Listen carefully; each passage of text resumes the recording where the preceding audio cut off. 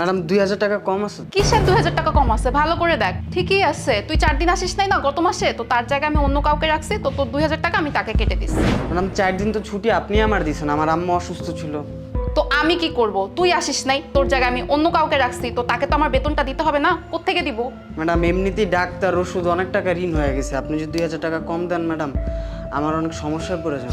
শোন, এসব আজাইরা কথা শোনার আমার টাইম নাই। অনেক কাজ বাসায় পড়ে আছে, যা ওগুলা কর। কি করছো?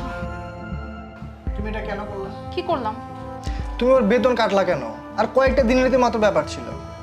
শোনো, ও কাজে আসে নাই, ওর জায়গায় আমি অন্য কাউকে রাখছি, সো ওর টাকাটা কেটে তো তাকে আমাকে দিতে হবে, তাই না? তো ওর টাকা কেটে আমি তাকে দিচ্ছি। আরে বাবা, ও তো বললোই যে ওর মা অসুস্থ ছিল, তা আমাদের একটু কোঅপারেট করা উচিত না? এসব ছোট লোকদের কথা একদমই বিশ্বাস করবা না। ওর মা অসুস্থ ছিল, এগুলো পুরো মিথ্যা কথা। ও যা দেখো বাসায় আরাম করছে। তোমার যেটা খুশি তুমি সেটা করো। হ্যাঁ, এখন তো বলবাই।